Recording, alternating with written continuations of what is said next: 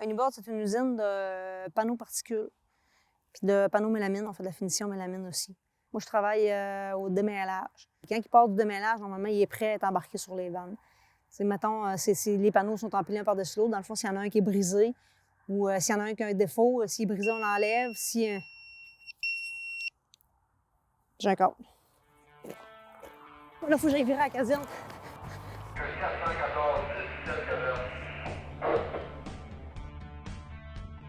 Mon nom est Karine Sirois. Je demeure à Sébec. Je fais partie du service incendie de la MRC de la Matapédia depuis l'été 2002. Ça a fait 19 ans. Je suis première répondante ici au secteur ouest. Au départ, j'avais voulu étudier en technique policière au cégep. Ça n'a pas fonctionné. Là, j'étais revenue dans la région. Je me suis trouvé un emploi à Sébec. Puis j'ai des gens que je connaissais qui étaient dans les pompiers à temps partiel. Là, ils m'en ont parlé. Puis, c'est comme ça que j'ai décidé de faire le saut et d'embarquer. Là.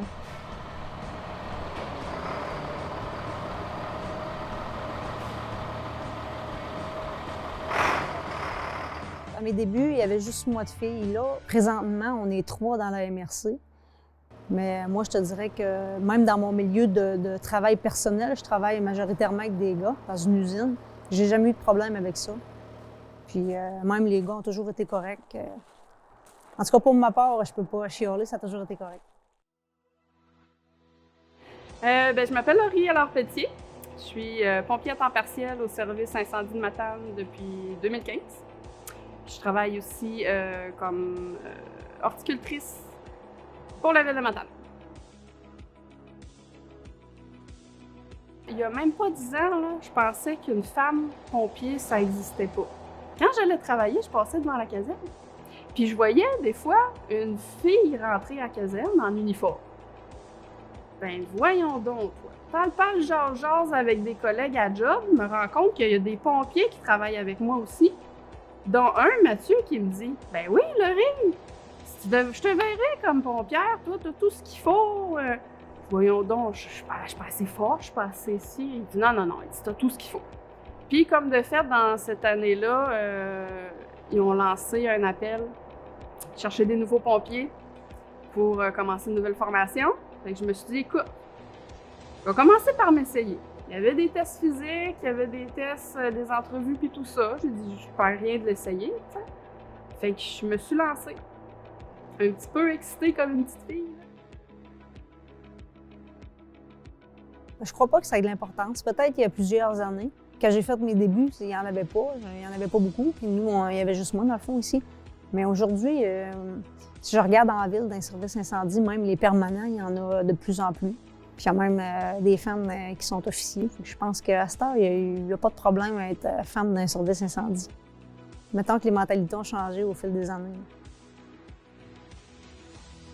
Là, en ce moment, je suis toute seule à la caserne 11 comme femme. Ben, je te dirais qu'au début, c'est sûr que j'ai eu l'impression qu'il fallait peut-être que je m'impose un peu plus. Que je montre que je suis capable de faire la job. Que je joue du coude. Que je me mette d'avant pour que mes lieutenants aient confiance en moi. Puis c'est sûr qu'on fait pas du favoritisme, puis j'ai pas des appareils différents des autres gars. Fait qu'il faut que le travail se fasse. Mais je te dirais que maintenant, après 5 ans, 6 ans même, ça fait plus aucune différence. Tu sais, je suis un boy de la gang, là. On peut pas avoir des appareils pour différentes personnes. Comme c'est sûr que les appareils respiratoires, il en existe des plus légères, des plus petites. Mais nous, on a pratiquement toutes les mêmes. Ça serait...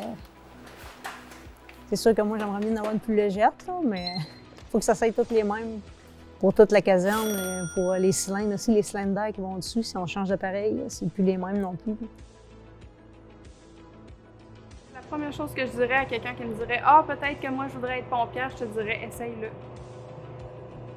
Tu auras juste une corde de plus à ton arc après. Même si tu ferais 1 an, 2 ans, c'est déjà ça que tu vas ordonner à ta communauté, tu vas être fier de toi.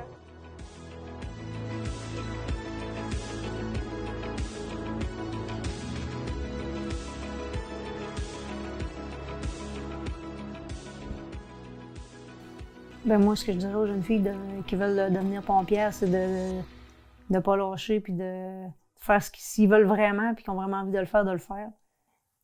Qu'est-ce que je dirais à jeune Karine? C'est que, ben, en tout cas, c'est sûr qu'au départ, je n'avais pas pensé de pompière, mais après coup, je me dirais que quand j'étais jeune, j'aime beaucoup ça, fait que j'aurais dû en faire mon métier, mon vrai métier dans le fond. C'est ça que j'aurais dû faire, j'aurais dû étudier là-dedans, puis essayer de trouver un poste à temps plein, vraiment. J'aurais vraiment aimé, finalement.